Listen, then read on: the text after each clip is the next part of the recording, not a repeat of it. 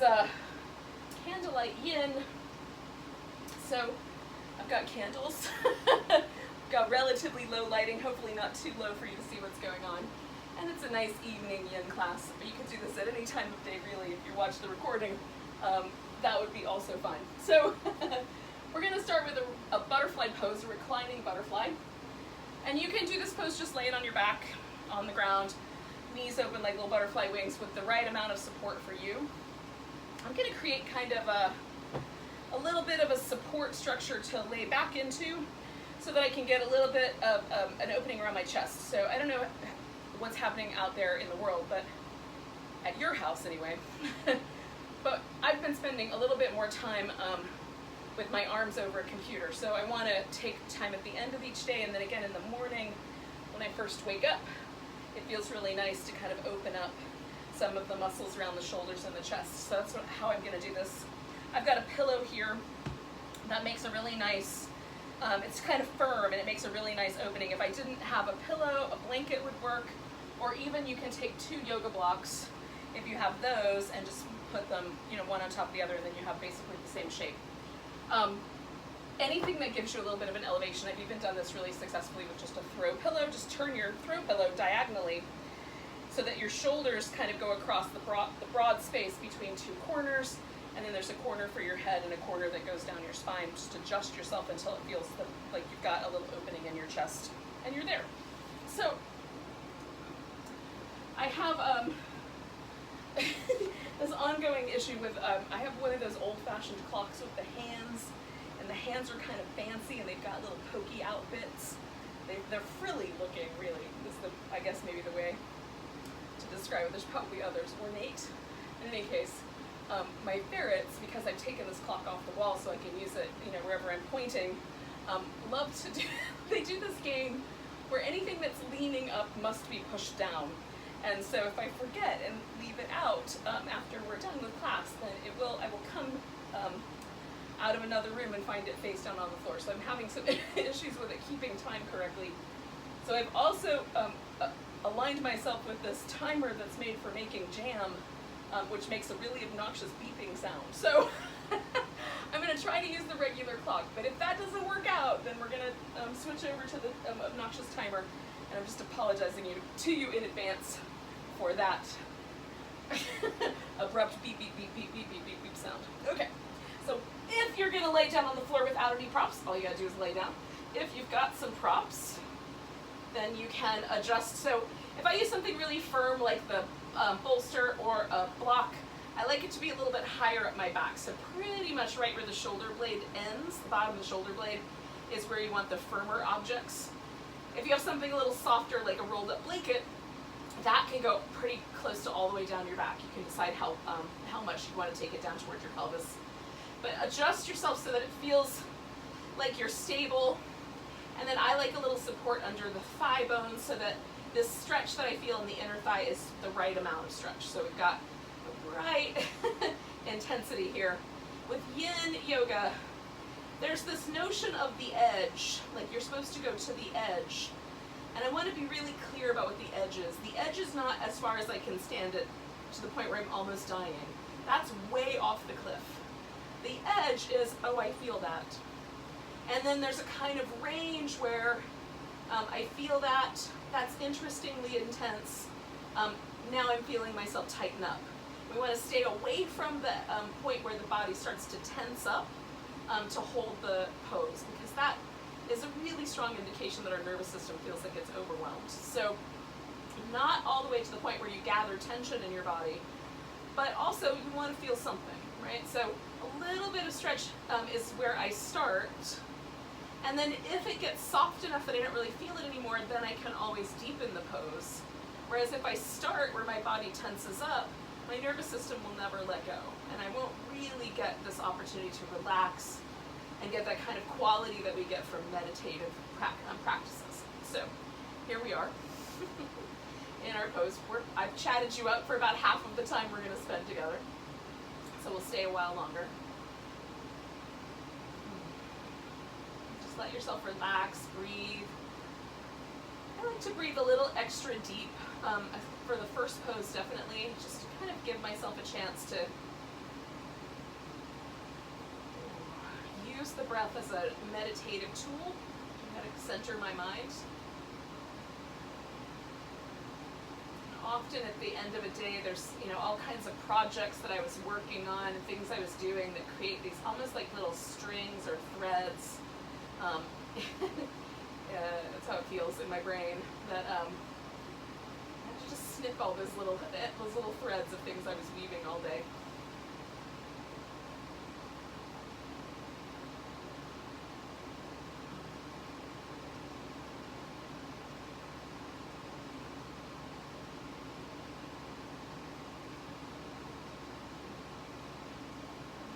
Sometimes tunes me into places that are holding a little extra tenderness or a little extra soreness, or any places that I've been carrying stress in. All of those become apparent as soon as I settle down and get quiet.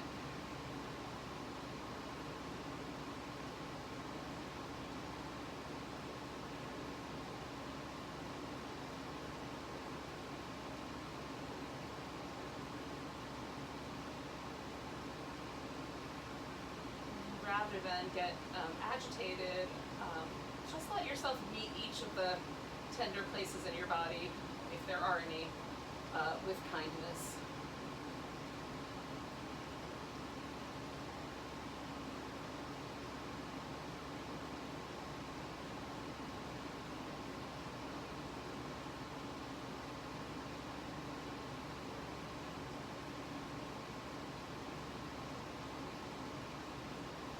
For about another minute.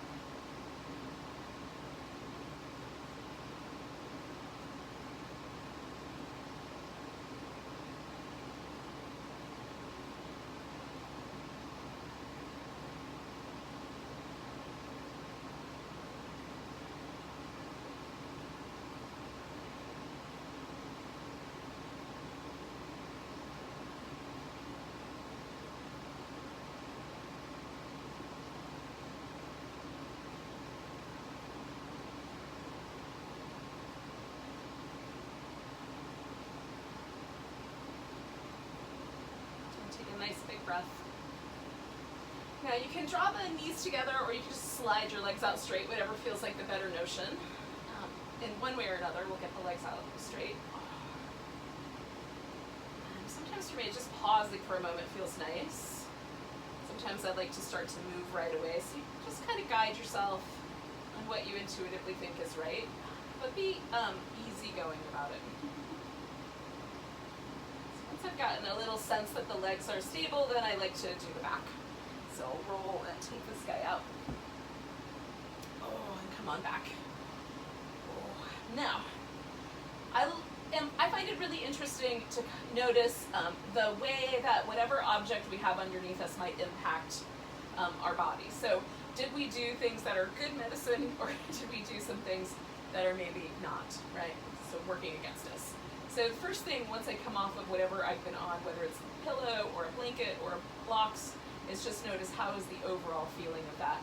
And generally speaking, for me, it's quite pleasant. I've had occasions when I've had alignment, like the props not aligned very well, where I've come off and I've felt some soreness in like my upper back or something like that. So I learned from all of those examples, all of those times, so that I kind of keep working my practice towards things that feel better.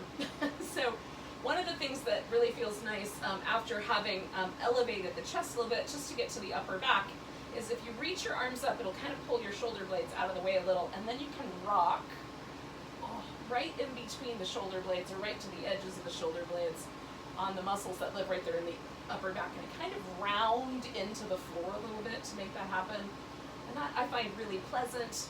There's often an experience for me of the back kind of widening or feeling like it gets a little softer, a little more like a giant puddle, and that's really pleasant. So we're going to do a pose called the cat pulls its tail. And I'm going to show you a couple of approaches. Now, I use a strap to hold onto my foot because if I hold onto my foot with my hand, I often feel pressure too much in my knee. So I give myself a little bit more room. But you can hold onto your foot with your hands. So we're going to start laying on our side. And then the top leg, let me grab my strap real quick. So the top leg, so I'm laying on my left side, so my right leg is going to come up front, and I'm going to start with that leg, foot on the floor, okay? And then I'm going to catch hold with my right hand of my left foot, and this is where, for me, the strap comes in handy, because what I do is I put it around the foot, kind of tap it in. Now, this is a yoga strap, and it has a buckle that moves, but you could easily do this with, like, a dog leash that has a loop in it, or even a towel. Just hold on to both ends of the towel. So I'm going to bring this foot around behind me about as much as my knee is cool with, and then I can hold the strap in a more relaxed way. So it's nice and long. If you don't have something like this, simply making a loop out of something, or even holding onto it, like you put a pair of socks on, you can hold on to the edge of the sock, and that will work. So this could be where the way it stays is laying on your side, one foot on the ground, like that, or you can roll your shoulder towards the floor and make this into more of a twist, which is how I'm going to approach it. So I'm going to pull that leg behind me a little bit more. And then if this top leg is not comfortable in this position, you can certainly straighten it out either up front or down lower. So just choosing what you think is right for you. Now, when I do this, I feel this in my quadricep. If I'm too aggressive, I'll feel it in my knee. So I want to be just the right amount of sensation there so that it's in the quad. There's also some sensation in this outer hip because of how I have this leg positioned. So we'll stay here for a shorter period of time, a few minutes.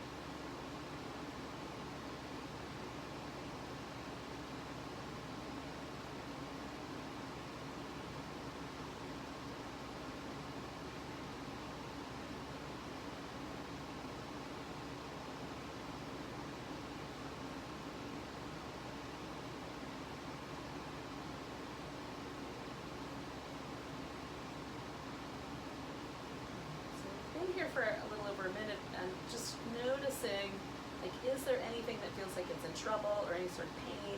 Modify for that. Otherwise, you can just check in and make sure that you're relaxing or letting go. This is, you know, sometimes some of the poses are trickier to let go in. This one is a little bit unusual, so it might be harder to let your body really let go of any little patterns of tension around the shoulders or around the eyes or the mouth. Let's see what you can do.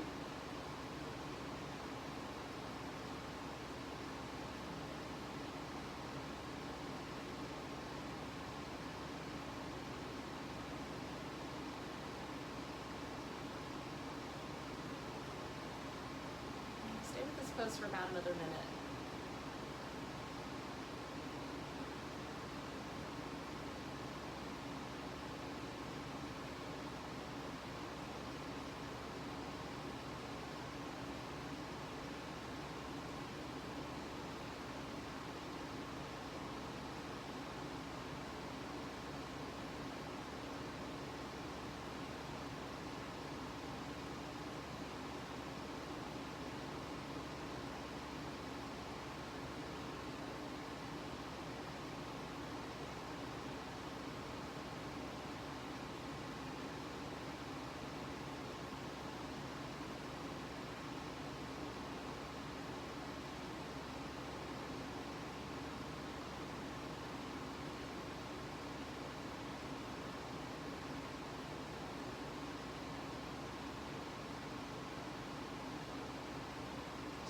Big breath.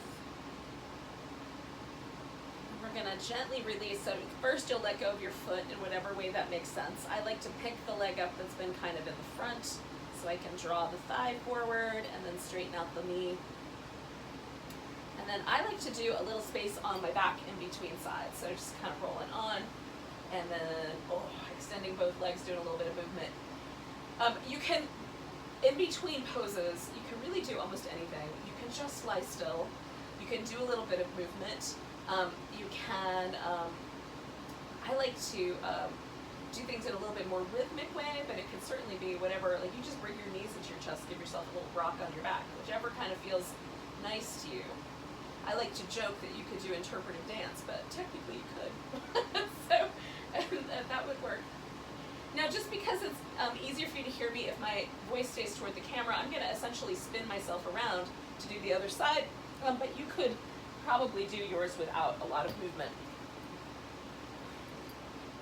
So again, we're going to lie on the side. Lie. You guys tell me which one is right. So starting there, and then this top leg is going to come over the top of the stack. You're going to reach down. So depending on which side you did last time, reach down. If you did the same side as I did, you reach down with your left hand, take hold of your right foot, and then just pull that along. And then you allow yourself to find whatever support you need to get the little twisty shape going. And again, mostly what I'm aiming for is to kind of feel this at the top of my thigh and my hip flexor. So I'm going after the hip flexors with this pose and the quads. And then allowing a sense of kind of letting go for the rest of the body as we get ourselves snuggled in. Now the area on the top of the thigh contains the acupuncture meridians for the stomach and its companion, the spleen. And when we move into the late summer, that is the stomach season in traditional Chinese medicine. And it kind of makes sense if you think about late summer is really the time where there's a huge bounty of fresh fruits and vegetables. All of the kind of plant life is kind of at its zenith in terms of producing fruits or growing, the growing season. And so it's a time where we look physically to how we nourish ourselves and the kind of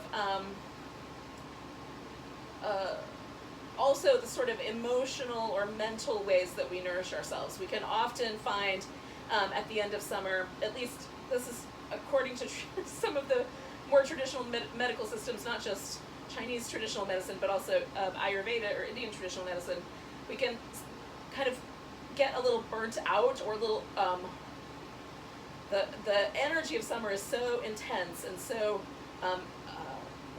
it pulls us outward so much that we can feel a little depleted. And so late summer calls us to kind of begin the process, not yet are we going to go deep inside like we do in winter into the full yin of the yin season, but it calls us to start to notice how we might be needing extra nourishment or extra ways to kind of take care of ourselves. And so by just applying some pressure to this same area, we might be kind of stimulating that notion in our body, mind, to sort of start to push us in a direction of taking care of ourselves, nourishing ourselves appropriately. So now that I've given you that little storytelling time, we're about halfway through this pose. We've got a little bit longer to go.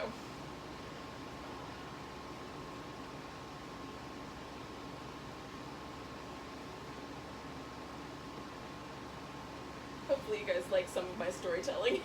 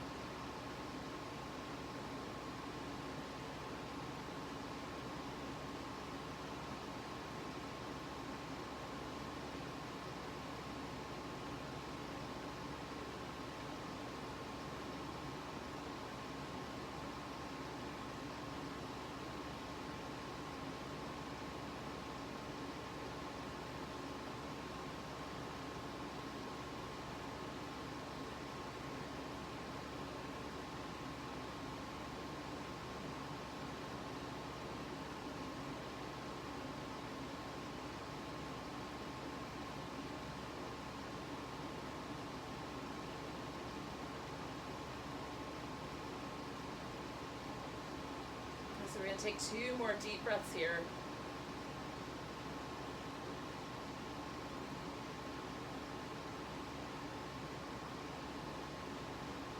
And then again, kind of unwind, let go of your foot. You can gently release.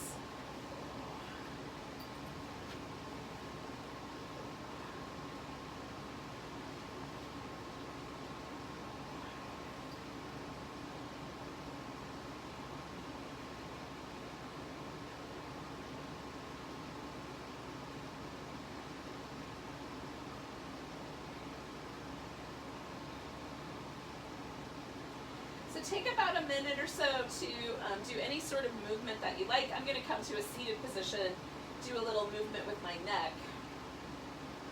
And I invite you to join me there, but if you have some other ideas of things you need to do, you're welcome to do your thoughts.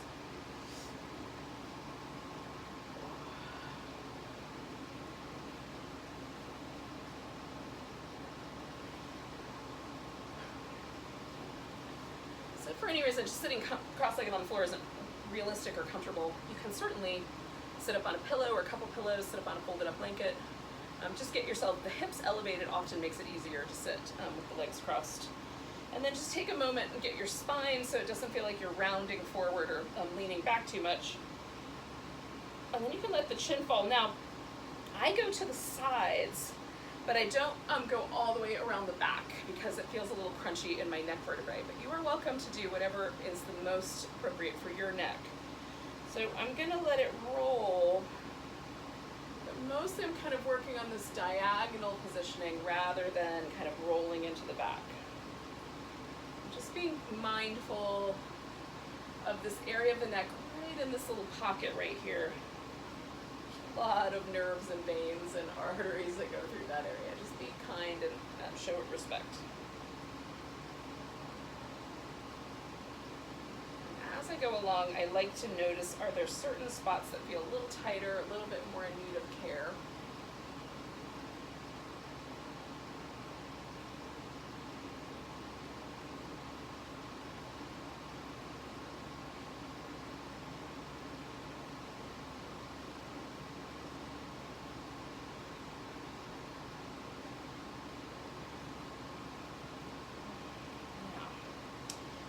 Let my head float up. I'm going to work on 2 particular areas, right here in the front and similarly in the back. So I'm going to take my head at a diagonal. Now I noticed in rolling my head around that my right side is a little tighter than the left, so I'm going to start on the right. So in order to stretch this muscle in the front that holds my, essentially right behind my jawbone to my collarbone, I'm going to take my head to the left at a diagonal. Okay, so again, my neck vertebrae aren't being asked to crunch backwards. I'm kind of moving at a diagonal. Then I'm going to pull my collarbone off to the and down to the right. And so I'm pulling the muscle that goes between the skull and the collarbone as wide as I can without causing trouble. Sometimes when this muscle is tight, it pulls the collarbone towards the head, it pulls the head forward, and can cause some trickiness for all kinds of things. But there seems to be an implication even in our mood. Because of the nerves that come out of the skull, some of them are the nerves that are responsible for our parasympathetic or relaxation response.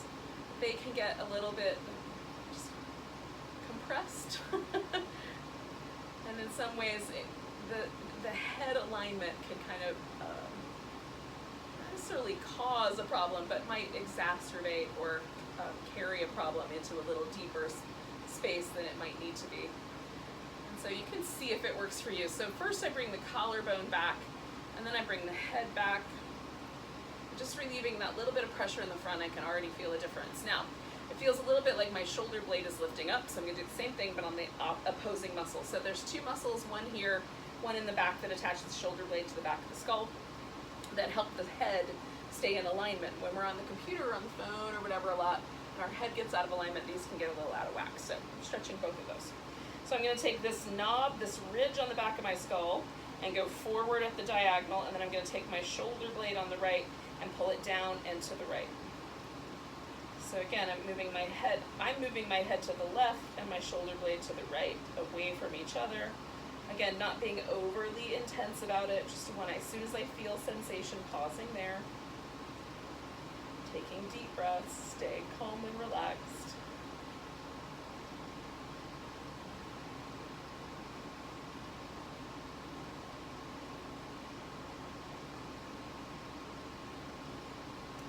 Sometimes muscles are a little more stubborn than other places. This one for me is a little bit more sticky, so I'm going to hold it for 2 more breaths, but you might be good with 1 more.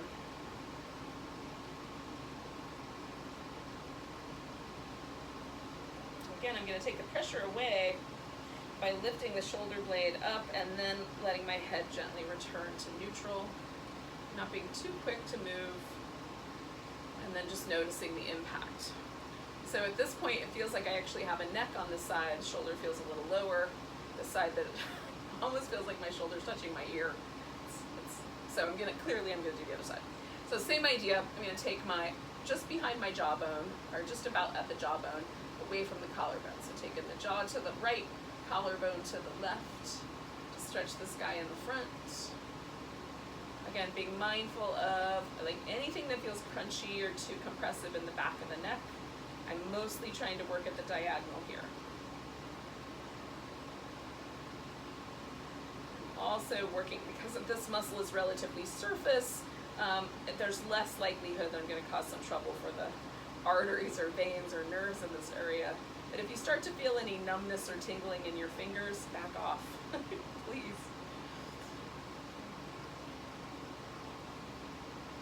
There's some pretty massive nerves that go under the collarbone down through the arm. So just being kind to that area. So 1 more breath here for me. And then I'm going to bring the shoulder blade back and then let the head float. Again, not moving too quick, but a little bit of shoulder movement is nicer than neck. And so then I'm going to do the muscle that goes on the opposite side, the kind of companion muscle. So I'm going to take my head diagonally to the right and my shoulder blade down and to the left. And for me, this side is not as spicy, so I don't feel as much. As soon as I notice, oh yeah, I'm definitely, there's a sense that I'm drawing those 2 areas away from each other, that's enough.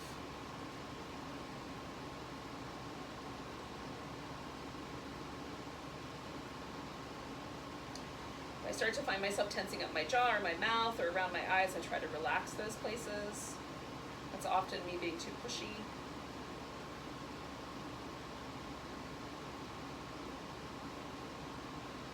Now what I find when I release these muscles, I'm going to do 1 more big breath, and then bring my arm back, shoulder blade up, and then let my head kind of float into it. Okay. That one is I just feel like I'm a little more, a little taller, like I've got a little more access to the back of my neck, and I also find that I have a little more mobility. So that's kind of the important bit for tonight. So we're going to take our legs out into a wide V. And you can do all the way to the farthest width you can do, or you can just do a little shy of that. You don't have to go all the way to the edges, especially if it feels like there's a lot of pressure in your hip bones. Sitting up on a blanket can be really helpful. Bending the knees and putting support underneath them can be helpful, especially if when you sit this way, your pelvis tends to lean backwards. Elevating it can be really great. Now we're gonna start with just simply twisting. So you're just gonna pick a direction, we're gonna turn in that direction. And what I sometimes find, especially like I'm turning to my left, is that I'll lean off of my right sit bone. So for our purposes here, we're going to try to keep that right sit bone stable. If you're like me and you have short arms, you can extend the length of your arms with some blocks or pillows.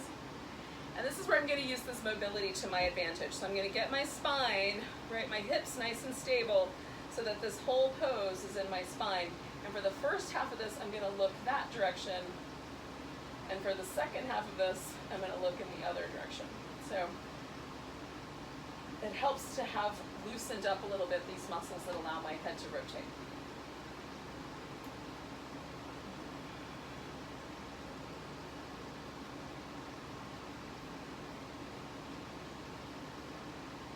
Don't be too pushy, but let your spine, if it's willing, continue to rotate around as things shift. Again, not pulling the pelvis with us, and not being too aggressive with holding the pelvis down either. It's really just allowing the spine to do the work, and not being too focused on trying to twist more unless the spine allows it. We can twist so forcefully that we kind of draw the pelvis with us. And if we're being that forceful with it, it's a good idea to let the pelvis help. But if we cannot be forceful, that's also nice, which is kind of the hallmark of yin, really.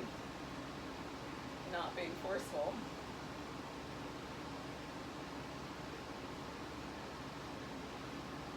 So the ultimate maybe symbol of yin power is like the symbol of the Grand Canyon, where there was the earth was flat, water started trickling over it at some point, and that water trickling over it for millions of years ultimately carved this deep and complex canyon in the face of the earth. That's the kind of power we're talking about. It doesn't happen right away. It's very slow, it's methodical. So this is our halfway point, so I'm gonna keep my torso pointing in that direction, but turn my head the other way, just to see what happens. And again, trying to let our body really settle, so we're not being too forceful with it, but we're letting the power of time work its magic.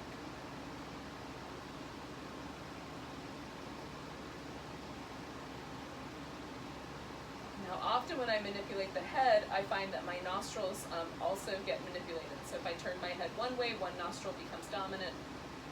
If I turn my head the other way, the opposite nostril becomes dominant. And I find that interesting. What is happening when I twist, particularly at the neck, that causes the nostril dominance to shift, or which nostril to be more sensitive to the breath? It's very interesting. So we got about 30 seconds.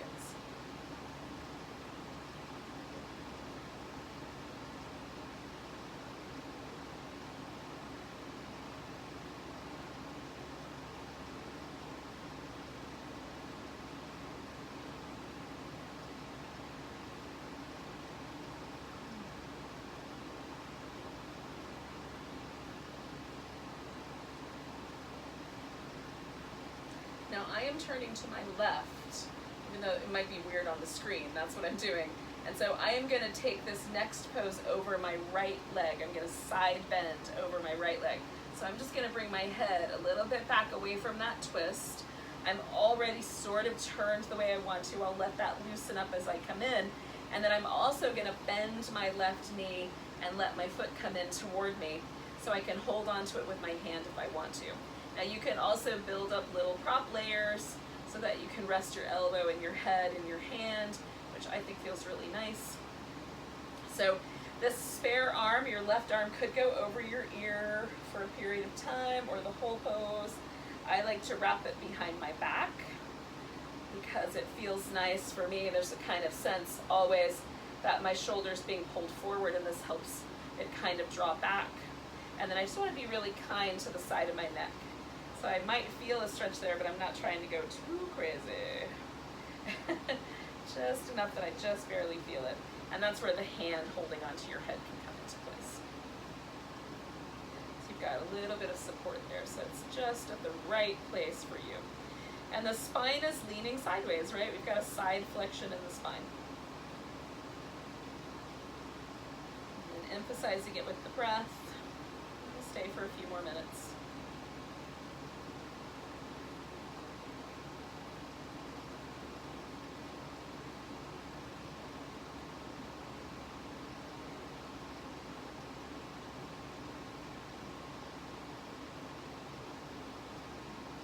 Again, if there's any sort of numbness or tingling in the shoulder, that, again, there's all these nerves that pass underneath the collarbone to go to the hand.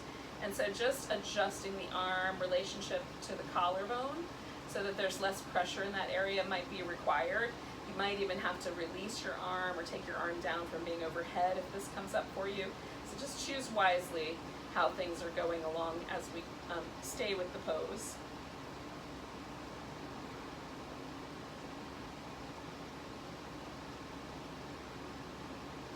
I often will shift the position of my neck and the position of my arm along the way.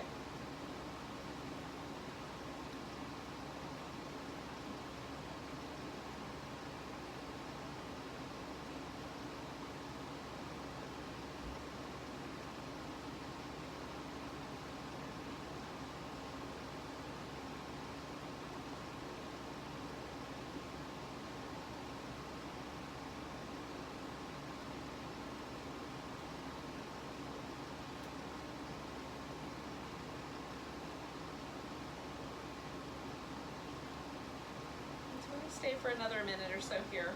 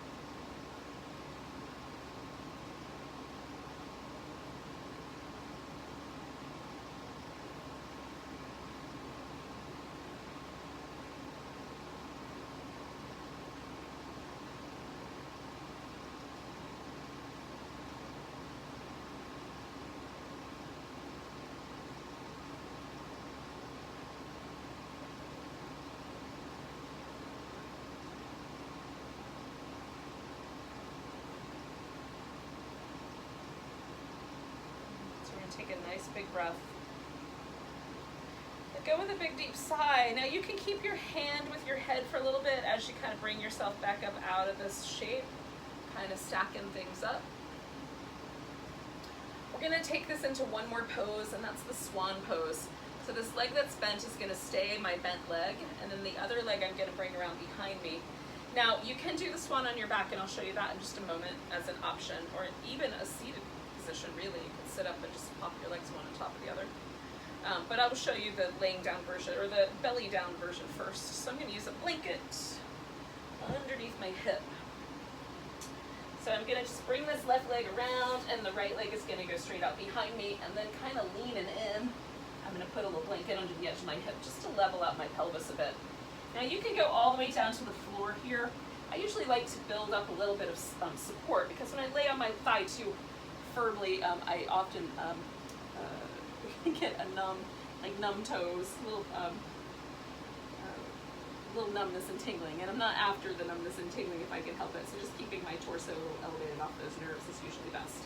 Now, you can let this leg bend out to the side a little bit. It doesn't have to be perfectly straight. With yin, again, we're aiming for the edge, and when you find an edge of sensation, that's where you pause. So if you feel like it's too intense and bending that knee a little bit is helpful, awesome.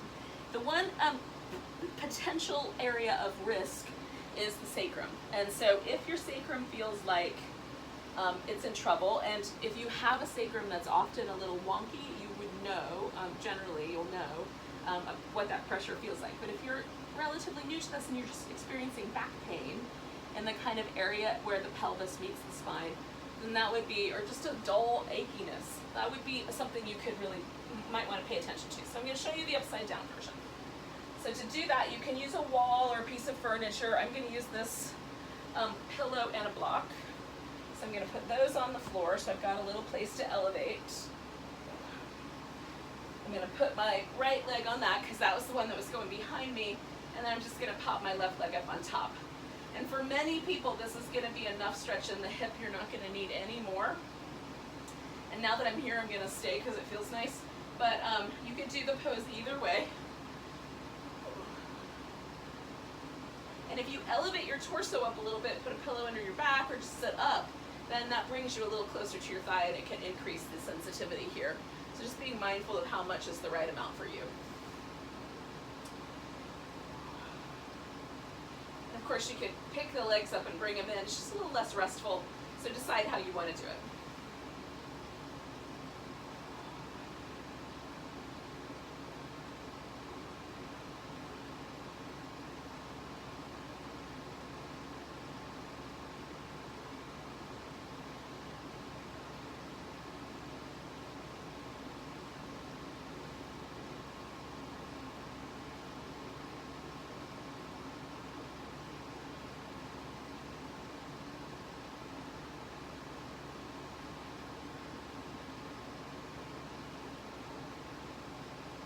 Sometimes I find I struggle a little bit with stability issues with props, and so I might have to make some little adjustments along the way.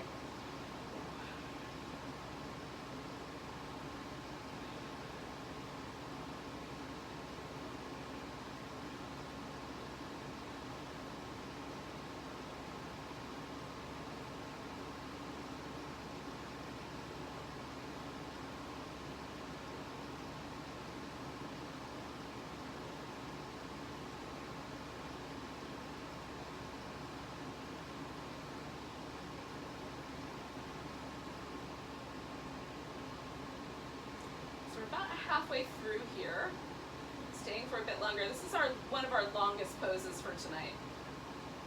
So if this one gets too spicy, you can certainly flip it upside down or even come out a little bit early. You don't have to stay the same length of time as I do.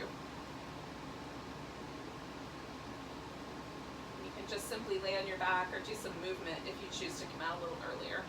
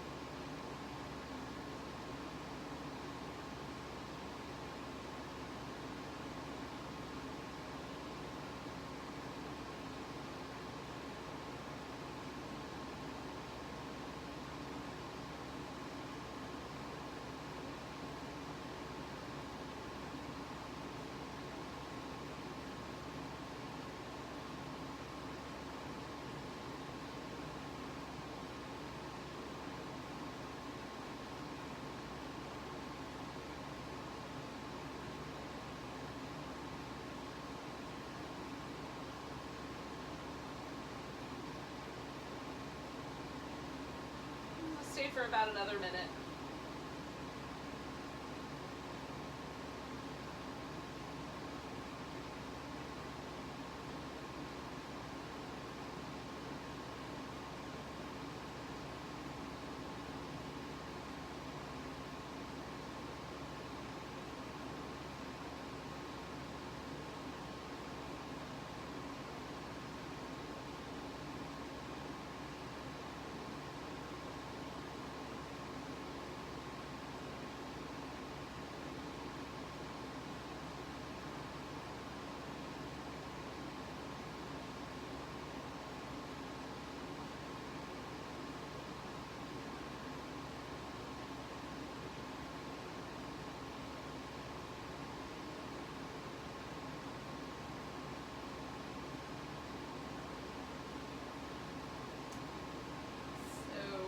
Take 2 more breaths.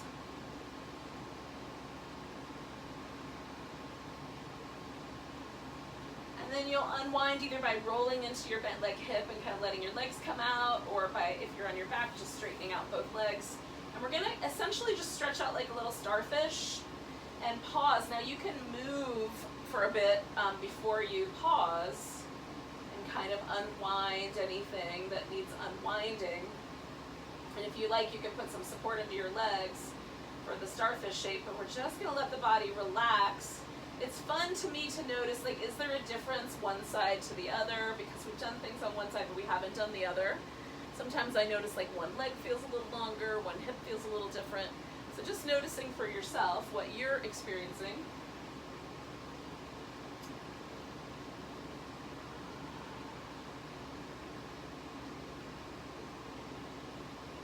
Here for a bit, so you can stay, if the legs straight doesn't work, you can come to constructive rest, which is feet on the ground so that the legs feel stable. So that's an option as well.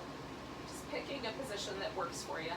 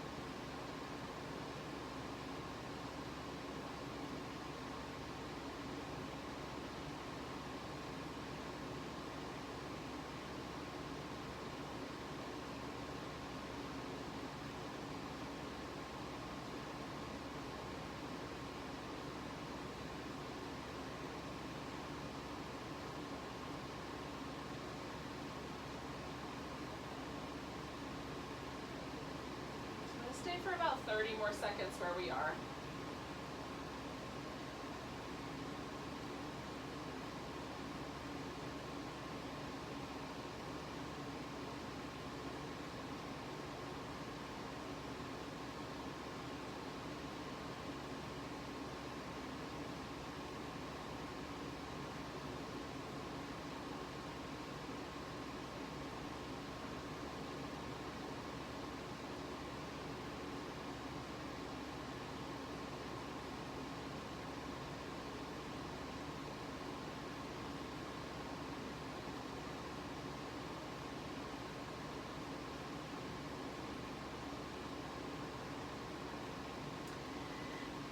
All right, yogis, we're going to take a nice big breath.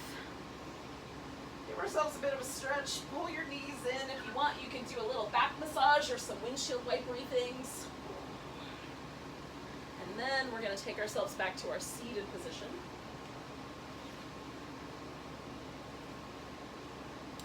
And we're going to repeat that entire sequence on the other side. It's very exciting. So, the good news is I remember what we did, so you don't have to. But we're going to start with the big white bee.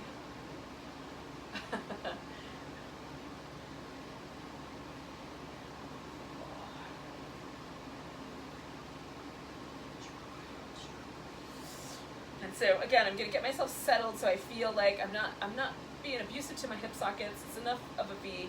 And then I'm going to turn and make sure I'm not picking up my left hip. So for me, I need to go right. And if you turn the opposite way, just turn whichever way is the way you should go.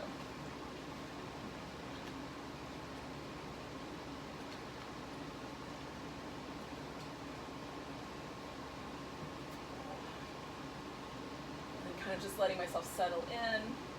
My twist to the right is a little bit less than my twist to the left. I twist much easier to the left. There's a place right about,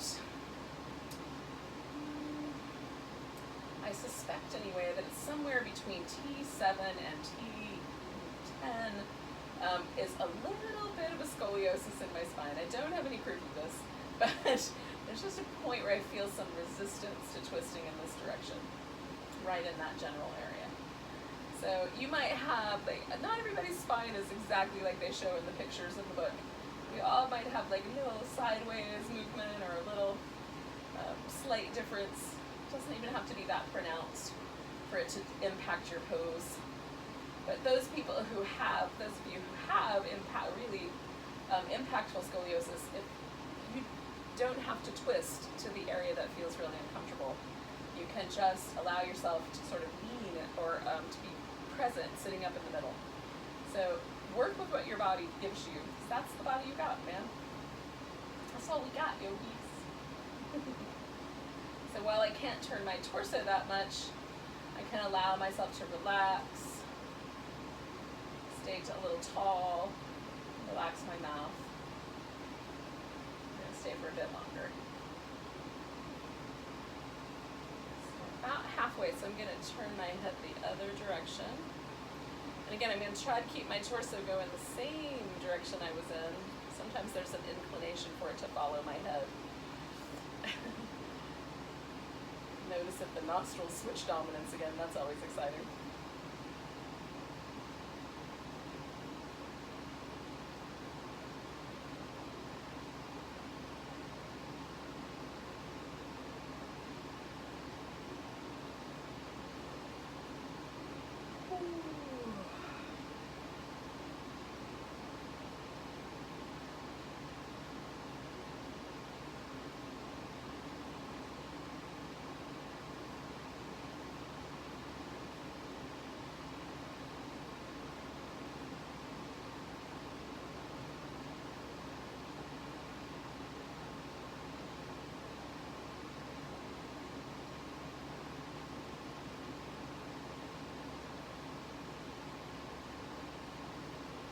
For just a few more breaths here.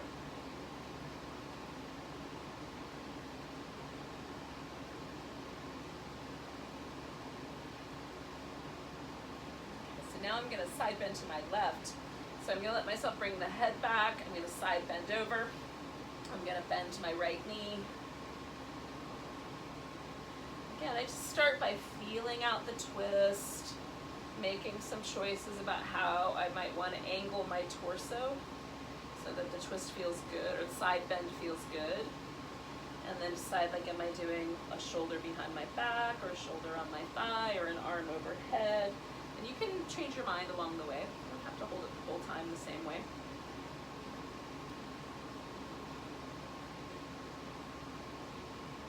We're looking for a sense like that we can feel ourselves side bending, and that it feels like a nice kind of side bend.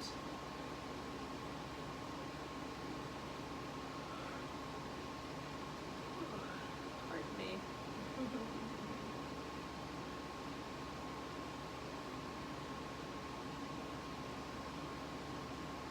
Just taking nice deep breaths.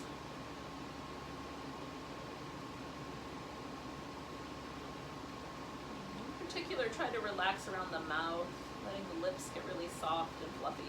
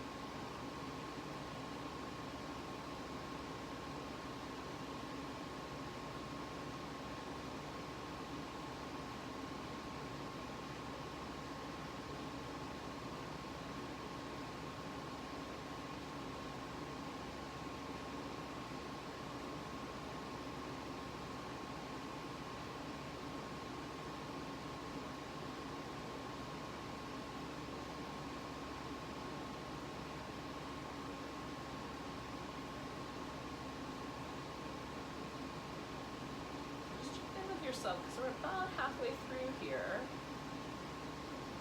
How's it going? Any change? Like, should you move your arm or your shoulder in any way? Maybe taking deeper breaths would be available to you.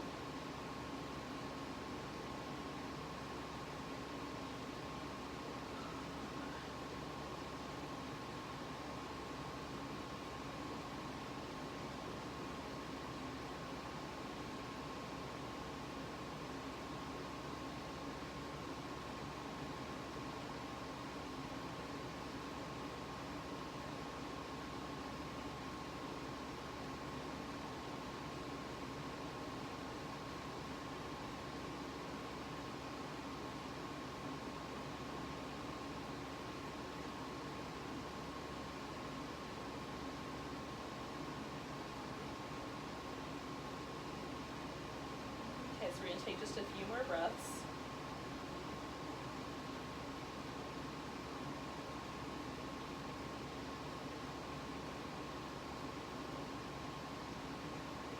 Nice big inhale. So that I'm going to come all the way up. And so take a few moments, let yourself sort of feel the pose kind of gently shift. Now I assume you know which version of the swan you're going to do, whether it's the one laying on your back or the one seated. You don't have to get into it right away, you can take some time, but you'll move into whatever version that is. Since I did the one on my back last time, I'm going to do it again. Just going to build myself a little stool. So my bent leg stays my bent leg. The straight leg is either the leg that goes behind you or the supporting legs, whichever one of those makes the most sense given the pose you're about to do. And then we'll take ourselves into our swan version and stay a while.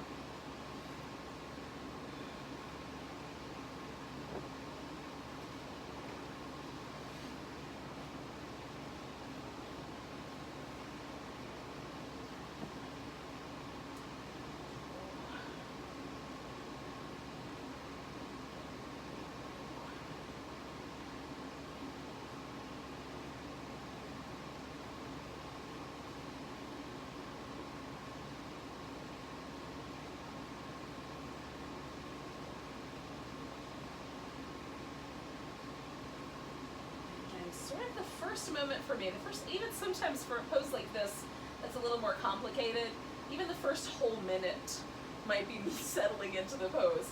So don't be afraid to let yourself have that little bit of kind of like, what's the right amount of, pressure, like where should the props live? Like, you might need to do some little adjusting and fiddling, no matter what version you're doing, to get it just right. Don't be afraid to do that. You don't have to sit in a yoga pose and suffer. You can move things around. You're in charge of it. If you're not sure what to do, just like do a little at a time. Do like one little incremental change, and then settle and see how it feels. And if you still feel really agitated, then you might there might be some ideas that I'll throw out there for you. For first, like give yourself at least 3 times to adjust. And then sometimes we feel agitated not because there's something wrong, but because there's something like internally kind of being bubbled up. And so that's actually a signpost on, if you go back into the ancient texts, they talk about that there's a couple of things when you're beginning meditation or beginning a practice and you're starting to get better at it, you're getting a little bit, you're starting to really get the good stuff, you'll meet a couple of little barriers on the way. And the first barrier, they don't necessarily go in order, but one barrier that you might meet is that you might feel sleepy, or you might start to get kind of heavy. And so you feel like you're going to fall asleep all the time, or you fall asleep. So don't worry, like just keep practicing, because that's one of the little things. And then the other one along the way is that you feel kind of agitated or restless. And so if you find that you've adjusted your body and there's nothing really in pain, but you've still got this kind of restlessness, it's one of the signs that you're kind of moving into some deeper states of awareness, and you're meeting the resistance along the way. So if you can stay and breathe, and use the breath as a tool to stay present, as a meditation tool to stay focused, and just wait it out. Sometimes that feeling passes and you kind of get on the other side of it. There's a real sense of lightness and a sense of sort of freedom that comes from getting on the other side of some of those mental states. I find the sleepy one harder to get around because I just fall asleep. So I just practice again the next day. So, but don't be discouraged by that kind of stuff if it comes up in your practice.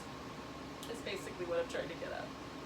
All right, so in my storytelling yet again, I've gotten us to just about the halfway mark, so we're going to stay a wee bit longer, a couple more minutes. Let yourself stay settled and breathe.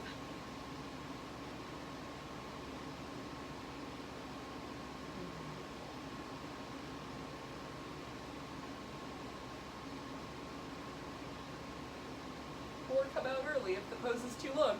That's okay too. We're going to stay for 2 more minutes as a group here, but you can do as you like.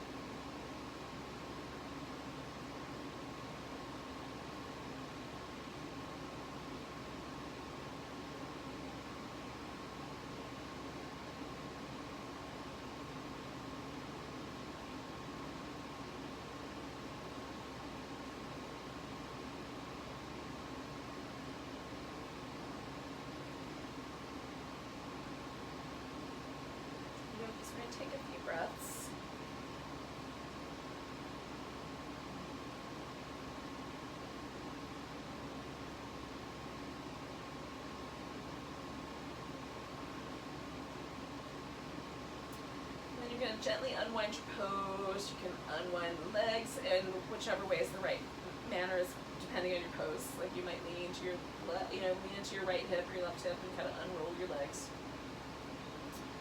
Now the ultimate pose, there's two that really get into the stomach and spleen area, which the meridians for the stomach and spleen come up the shin and across and up the center of the thigh, and then they go up, like kind of the hip flexory area, up in the kind of the front of the hip.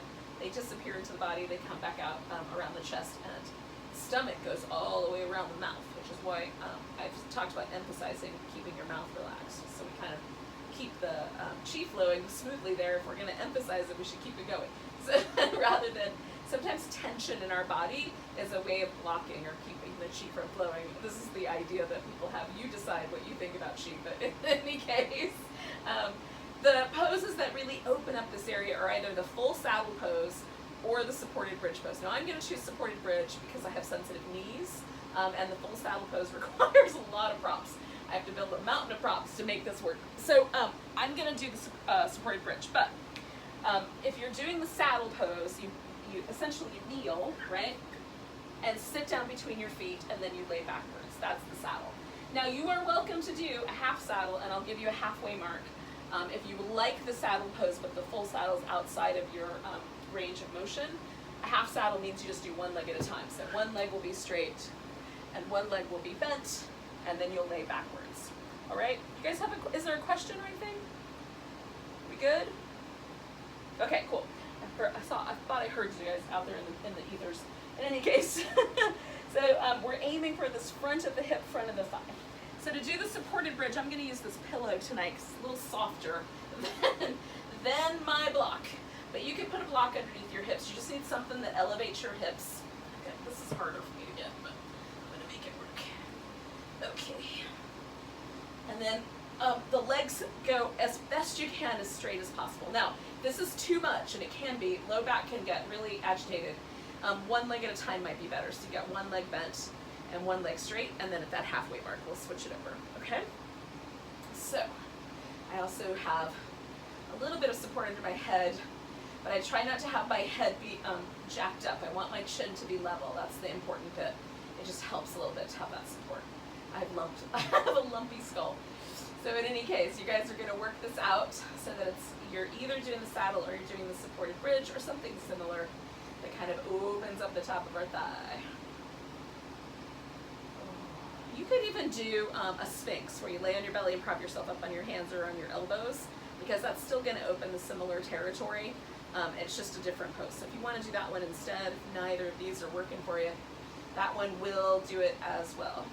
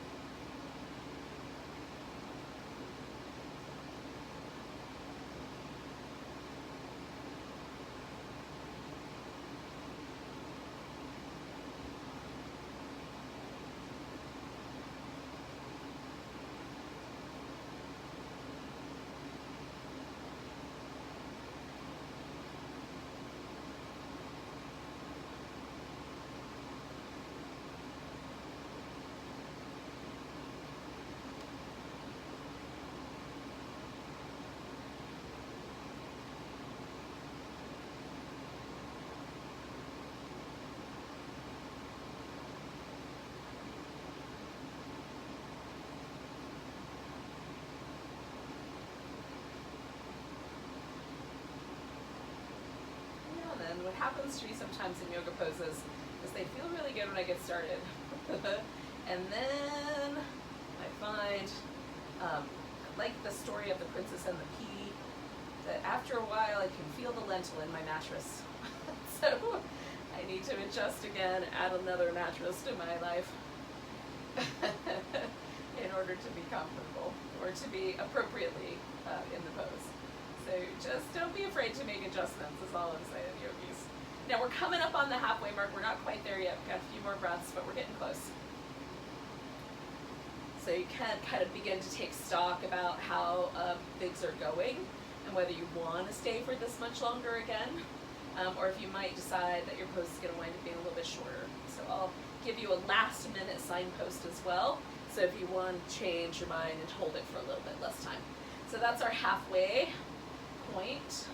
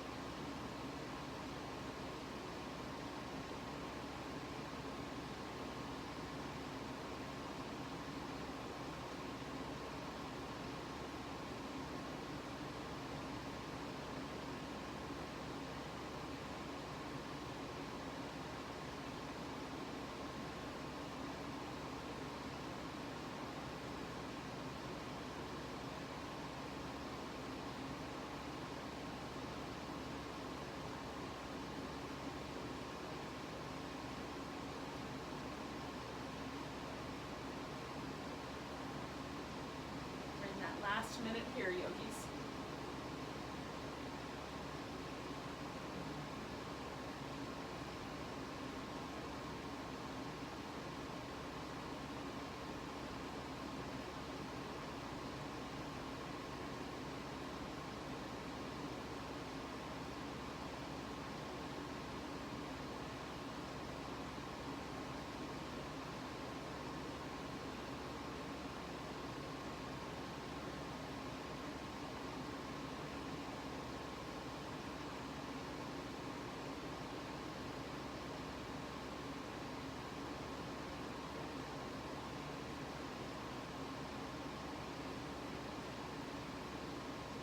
Take a couple big breaths. Now from here, we're going to go just right into kind of a final relaxation. So with my supported bridge, I'm going to get my feet under me, lift my hips enough that I can just push this pillow out, because I'm going to use it under my legs for final relaxation. If you're doing the saddle, some people it's easiest if they roll sideways, undo one leg and then the other, but some of you guys are going to have to come all the way out. And then you might want to lay on your stomach for a little bit and shake out your legs or rinse out your knees before you go into a final relaxation. For me, the supported bridge is so oriented with that pressure on my sacrum that I need to do little things like windshield wipers and a little massage with the sacrum against the floor. It just feels really nice. Kind of give myself that little bit of extra release. Then I'm ready to go into Shavasana. So you just move around as much as you need to be able to let yourself find that spot where you can settle. And whatever pose you were doing will have different implications for that, right?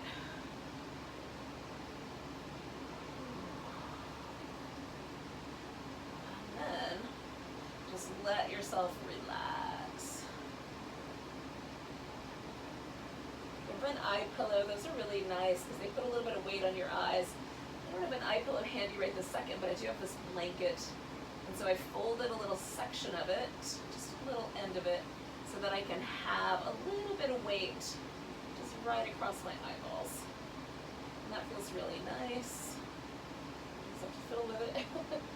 Just kind of let it, without it being too heavy, just a little bit of weight on the eye can help the eye just relax back into the head. It feels really nice. It's a little darker. So you decide how it should go. And then just let go as best you can. Just let go. Let the breath get really natural. and mouth get completely relaxed, and the shoulders and hips and legs all supported enough that they can let go.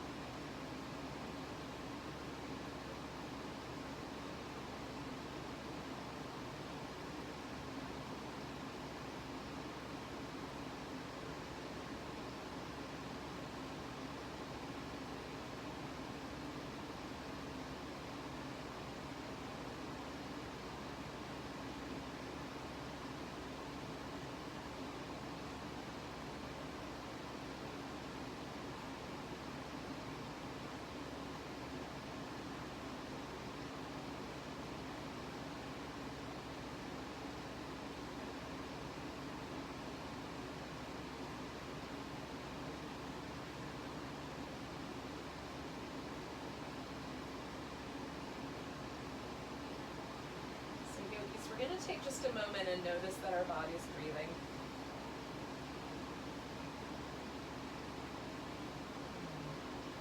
Sometimes it seems like Shavasana goes by so fast, and other times like I've been in it for a million years, so I don't know which one it is for you. But take another deep breath, really, like almost if you can, imagine yourself breathing all the way down to your tiptoes. And then let go with a big and then wiggle your fingers and toes and your wrists and ankles. Oh. Give everything a nice big stretch.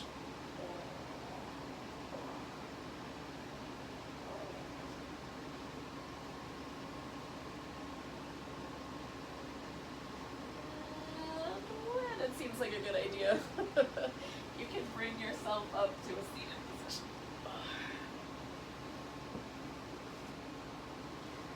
So, thanks for joining me for a little Candlelight Yin.